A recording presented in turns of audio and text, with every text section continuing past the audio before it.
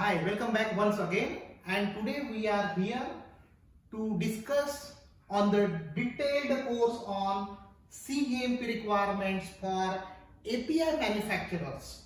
Now here the API manufacturers is mentioned here, but it is not linked only to the API manufacturers. It is applicable for the companies who are related to the API manufacturers like the auditors, traders, brokers, or the companies who are purchasing the material from API manufacturers, applicable for all. So the cGMP requirements for API manufacturers. Now the main important here is in line with the different regulatory expectations. So I have collected some different regulatory guidelines, and based on that I have prepared this training session, right? So before starting with this session, brief about me. My name is Shah. I am a cGMP compliance consultant, trainer and auditor from NADH plus GXP compliance services. And now today we are going to discuss on this topic. But before starting our this course, this is a big course, right? So before starting with the course, I just want to request all of you that please be focused during this session. Be focused. If you have other work, other job, please complete that jobs. But when you will be free, then only with the focused approach you can attend this session. This is my sincere request to all of you. So with this, let us start with our training session on cGMP requirements for API manufacturers in line with different regulatory guidelines. So what are the different guidelines we are using? So here, very important thing is, many companies will consider that, many professionals think that for with respect to the FDA, USFDA, the cGMP requirements are specified in the 21 CFR part 210, right? 210 and 211, right? For drug substances or API. But this is not the case. You can see here, this is the guideline. US Department for Health and Human Services, CDER as well as CBER. This guideline is also recommending to prefer the Q7. Then part 2, basic requirements for active substances in line with the EUGMP guide, right? Eudralex Volume 4. This guideline is also applicable for cGMP requirements for API manufacturers. The third guideline is based on the APIC and CEFIC requirement. How to do document means whatever the ICH Q7 guideline is there, many companies are following ICH Q7, right? ICH Q7 and this Eudralex Volume 4 are exactly matching. Exactly matching. But what is the interpretation? What are the expectations behind the requirement? This is mentioned under this guideline, how to do the document. So this also we are going to refer during this our training session, or you can say training course. Then of course ICH guideline, ICH Q7, that we are going to refer during this learning session. Then in 2015 there are some questions and answers are given by the ICH. Some questions and answers and their clarifications are given in ICH. That also we are going to discuss during this session. So we referred multiple guidelines. That is what my point here is. After the discussion of this, we will have some FDA citations or the other regulatory non-conformities. That also we are going to discuss. So this is brief about our today's session, and without wasting time, let us start our today's training session. And today's training session we will start with the quality management and with respect to specific to the principles of the quality management. See, the requirements are very clear, very simple.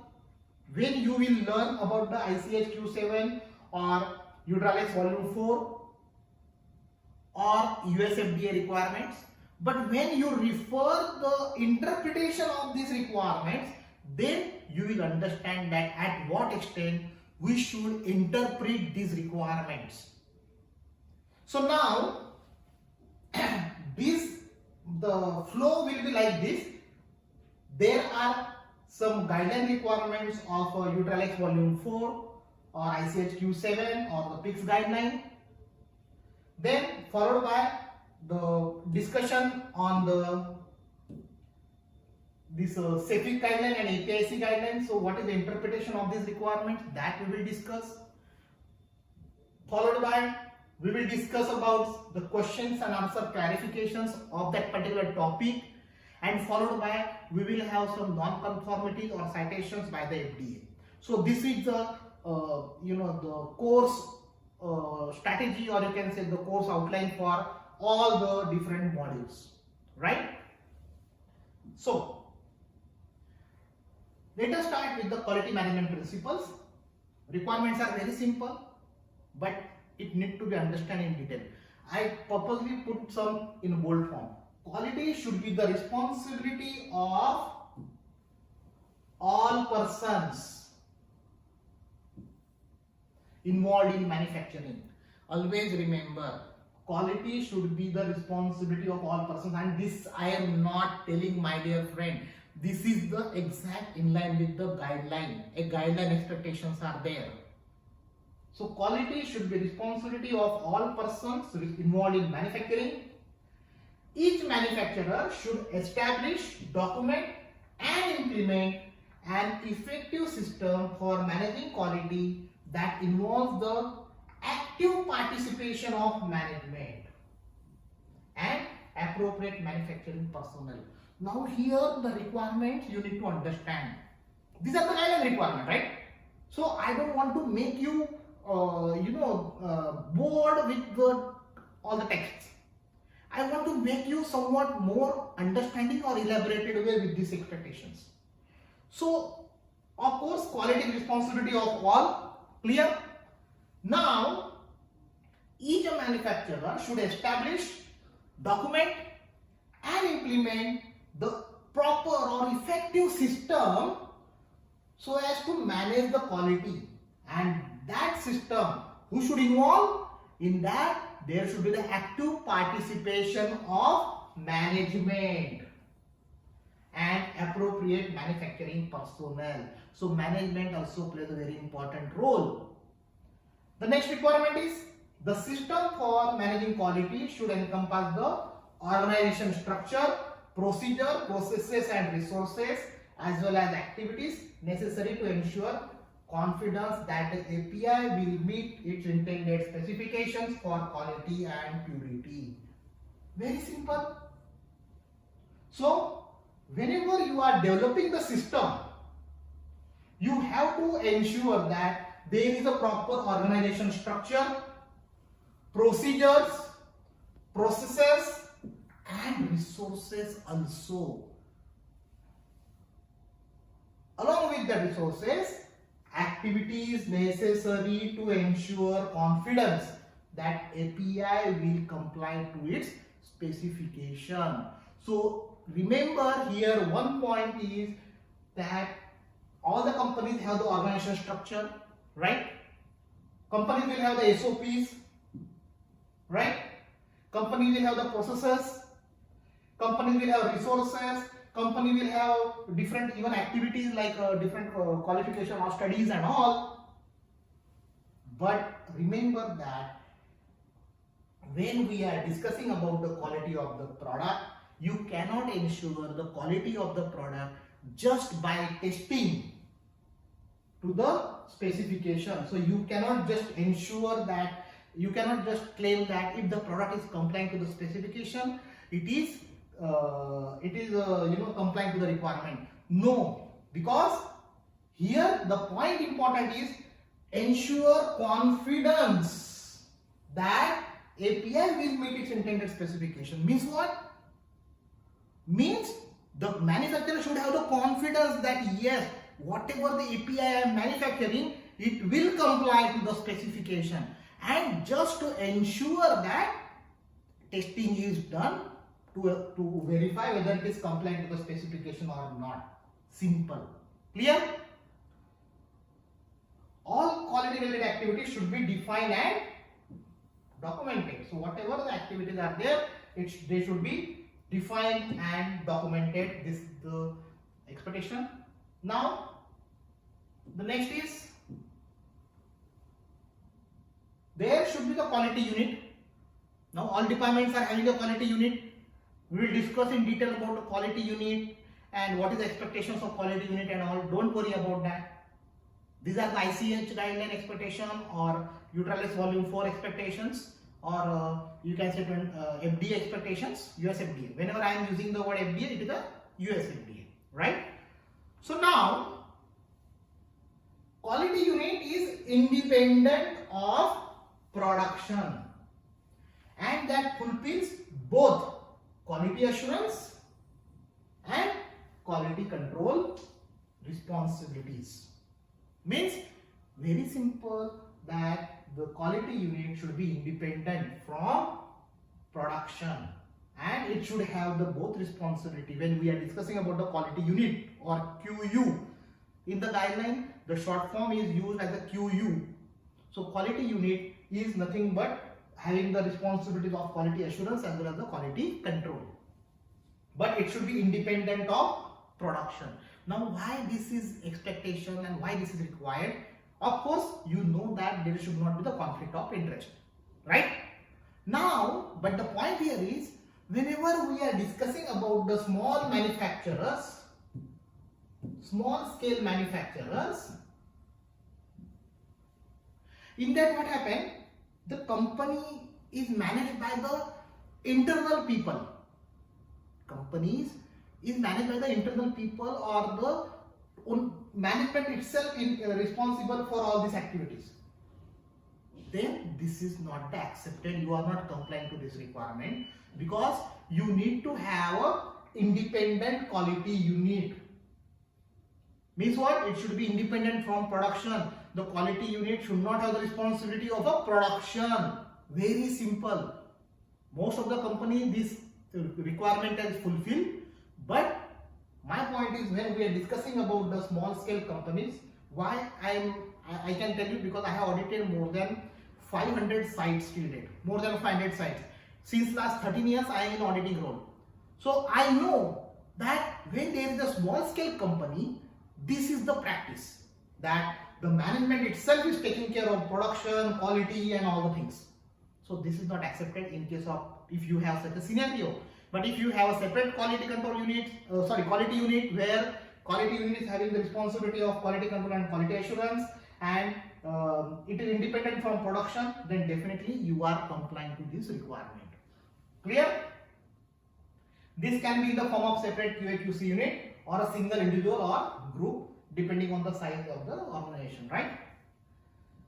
The persons authorized to release intermediate and API should be specified. So who is now here? Please remember intermediate and API. Now this also clarity is given by the guideline. Release means what? But at this moment you just keep in mind that who is responsible to release the API and intermediate. That should be specified. So you should specify in your formal documentation, right? All quality related activities should be recorded at the time they perform. Means online entries.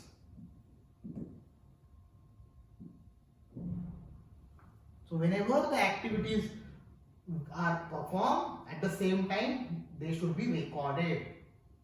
Now many companies, many people think that I am complying to ICH Q7. Right? I am complying to ICH Q7, but remember that there are the indirect requirements of a data integrity. Because this is the one requirement of a data integrity, that is the contemporaneous. Correct? You are getting my point?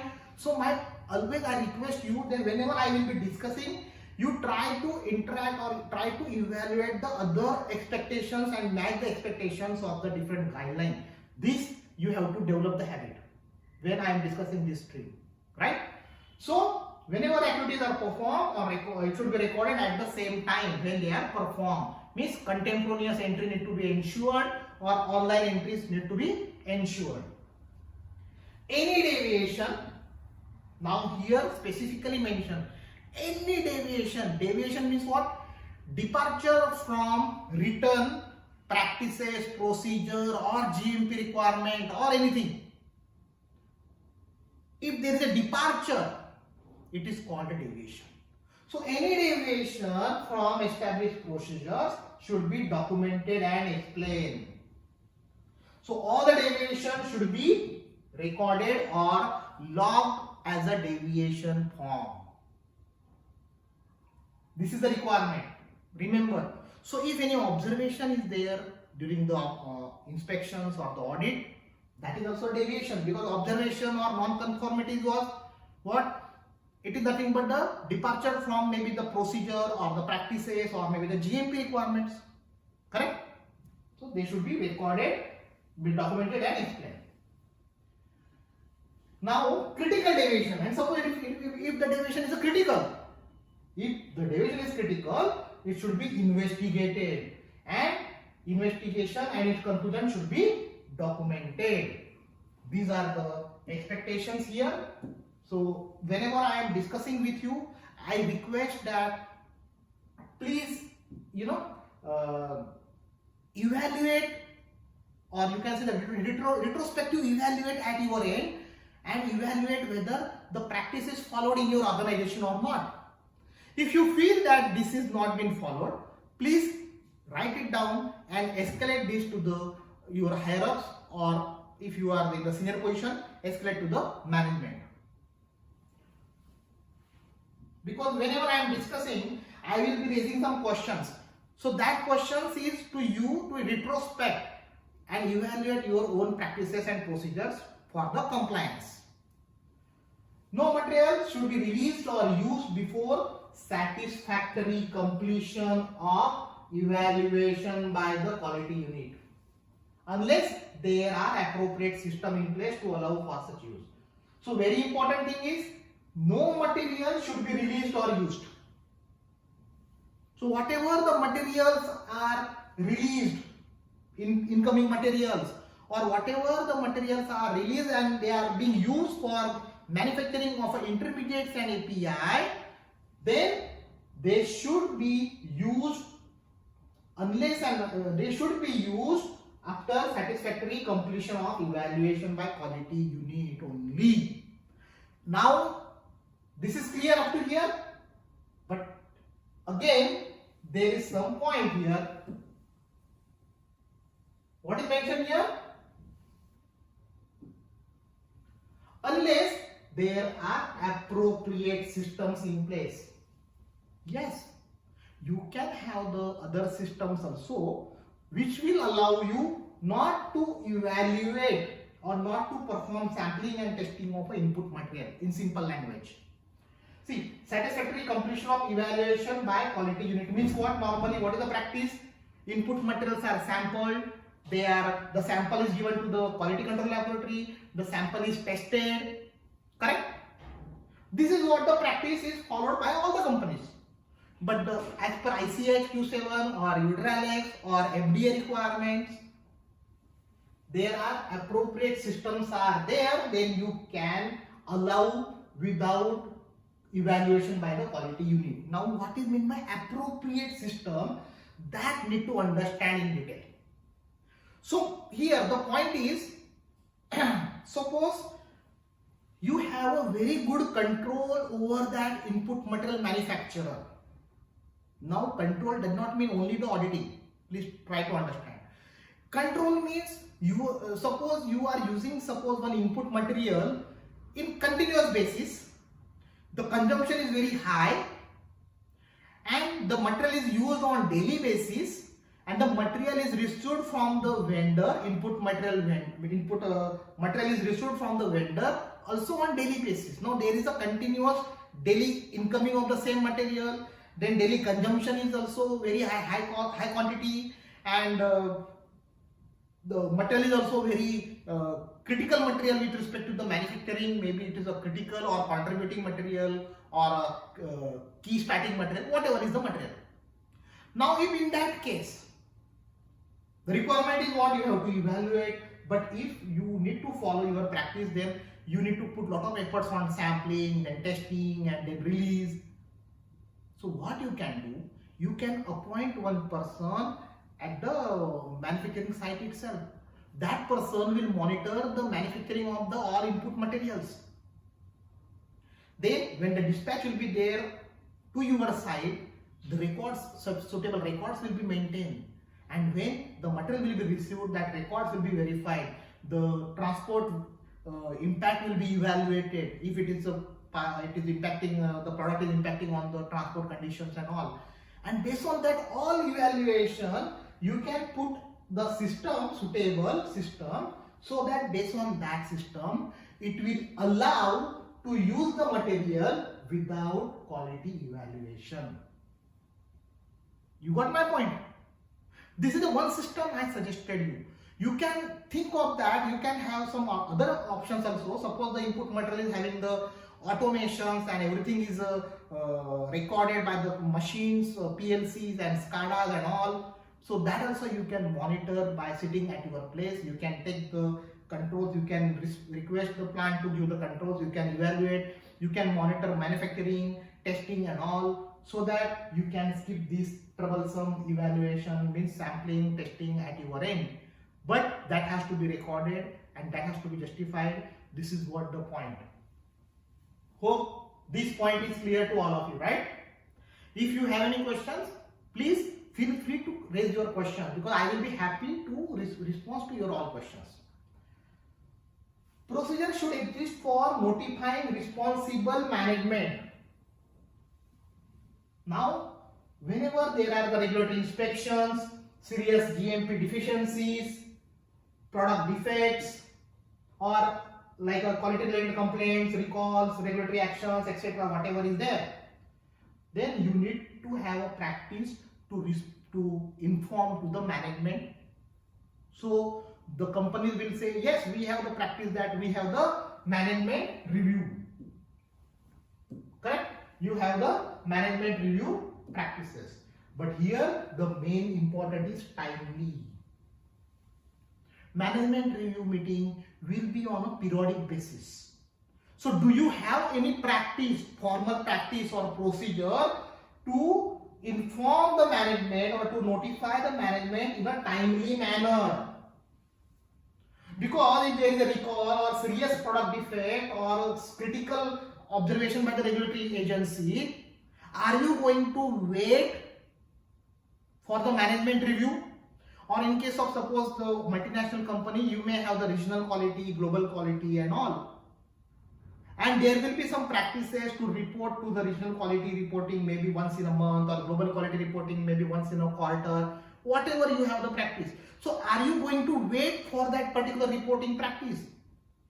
So answer is no. So you need to have the SOP or practices should be mentioned in the management review meetings, where you should mention that in case of this type of observation, immediately it should be notified to the management, because finally the responsibility lies with the management. If any adverse observations of the 483 is given by FDA or any non-conformity is given by the other regulatory agencies, then that are addressed to the management. They are given to the management person.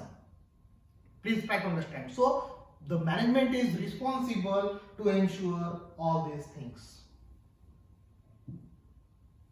The next is, now this is what the question. So this is what I was telling you, that there will be the question about and clarification on some key concepts by the ICH itself. So this is given by the ICH only. So what is meant by independent, quality unit independent from production? So this is explained by the ICH. So I put this for your reference. Again, I am telling you everything, whatever I am displaying here, it is absolutely in line with the guideline. And please don't waste your time in writing. I will be sharing the training presentation. You can go through and read afterwards. Not a problem. So please focus on what I am discussing now. The intent of the term independent is to prevent any conflict of interest and ensure unbiased decision making regarding quality related decisions. That is the reason the purpose is mentioned as a independent. The word is mentioned as a independent so that there should not be a conflict of interest and there should be unbiased decision making. The person in the quality unit who is responsible for final decision making should not have responsibilities for production activities. So that is the reason you remember the previous slide where it is mentioned that the personnel who are responsible for the release of intermediates and API should be identified. So these people which you identify to release the final API or intermediates, they should not have the responsibility of production activities. This is the clarity given by the FDA. Hope the question is clear to all of you. Now, again, this is a question is there. ICH Q7 expect the quality unit perform the API release testing. Question is very clear, right? Whether ICH Q7 expect that quality unit should perform the release testing of API. Answer is very clear. ICH Q7 does not prescribe specifically that quality unit should perform the testing of API. See, try to clear your all confusions and doubt here.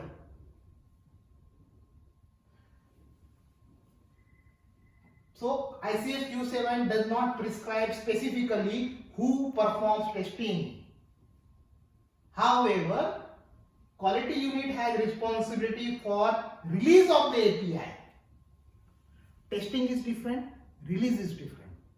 So quality unit should have the responsibility of release of API. Please understand. Which includes oversight of the testing and results. So it is not the expectation, clear-cut expectation that only quality unit should perform the release testing. No, quality unit should be responsible for oversight of testing and evaluation of the results. That is what the clarity given by here. For example, quality unit responsibility related to testing and release. This is the references are given where you can go through in detail. That is what the clearly given by the ICH Q7.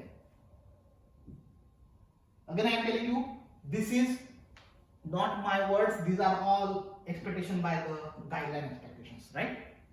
Now, again, the another question is, can other department outside the quality unit,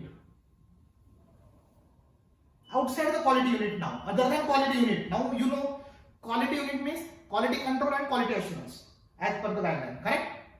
And who is having the responsibility of that particular quality units.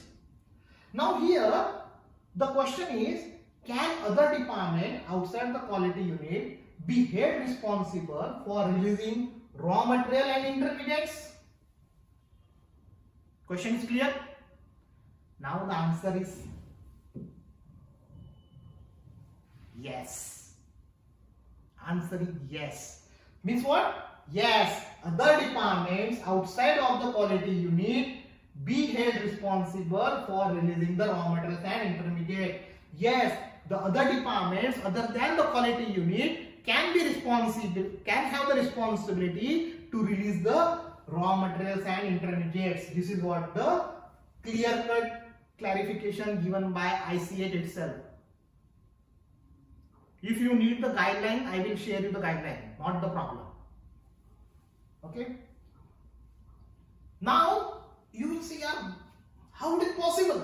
Quality unit is not responsible for releasing the raw material intermediates, and answer is yes, because we are working since so many years in the pharma and we have a practice that quality unit is only performing, quality unit means now in this case the quality control is performing the testing, sampling and then releasing the things and all.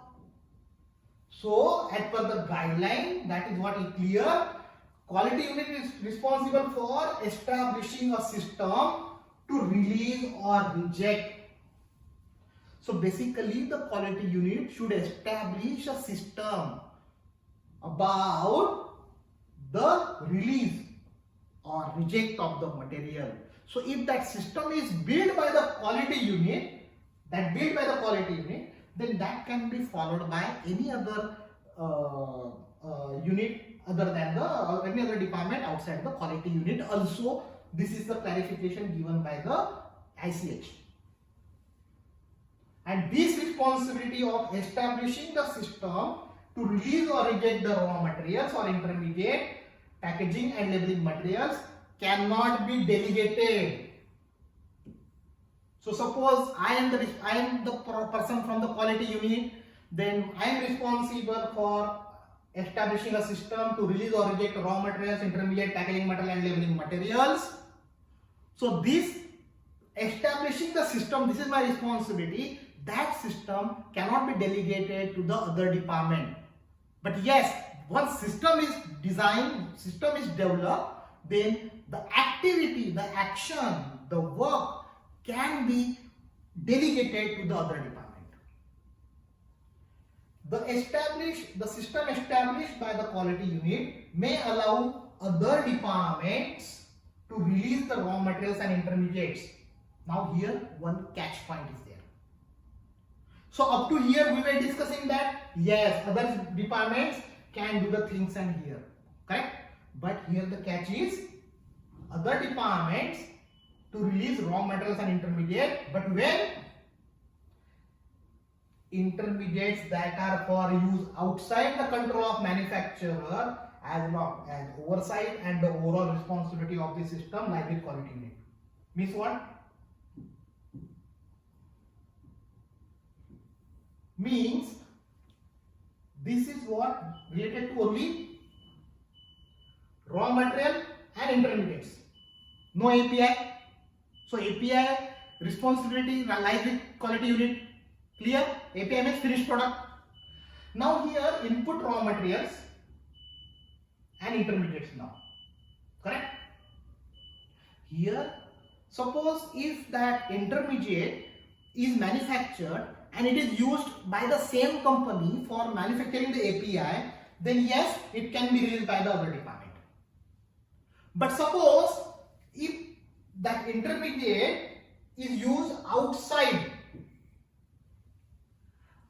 means what? Intermediate is released by the company. The intermediate will release by the company and it will reach to the other company, and that other company will be using that intermediate for manufacturing of the API. Then, my dear friends, then in that case it should be released by the quality unit only. But if the intermediate will be used for in-house manufacturing purposes, then of course it can be used by the other departments. It can be released by the other departments. Hope this clarification is clear. Okay? And everybody is focused with me. The next question is, does ICH QCM expect that sampling be performed by quality unit? So whether sampling is done by quality unit only, because this is the practice. Most of the companies are having the same practice that the sampling is done by the quality control or maybe the quality assurance only. So here answer is clear. No. So quality unit is not, ICH Q7 is not expecting that sampling should be done by only quality unit. Sampling can be done by any other department. This is I am not telling, my dear friend, this is given by the guideline. I am just explaining the expectations. ICH Q7 does not prescribe specifically who should perform the sampling. However, quality unit has responsibility for reviewing and approving sampling plans. And so, this is what the clarity given by the ICH Q7 on this question. If you are interested in complete learning of this ICH guideline, then you can go with the registration for our course, because in that course all the different chapters like ICH as well as all the APIC expectations, CEFIC expectations, EU guideline expectations, all the different guideline expectations are covered for the complete focus with respect to the API manufacturing. So if you are interested, similar way to learn a complete, you can say, the evaluation and understanding of API facility, GMP expectations and all, then you can register our complete course, which will be, if you are interested in registering the course, you can contact us through the email, or you can put your comment, you can share your email ID in the comment, and our team will revert to you with the details of the course. This is what from my side. Thank you so much, and ensure all time compliance. Thank you so much.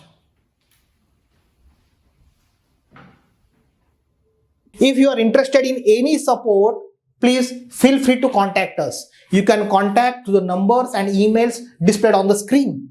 Thank you so much, and ensure all time compliance. Thank you.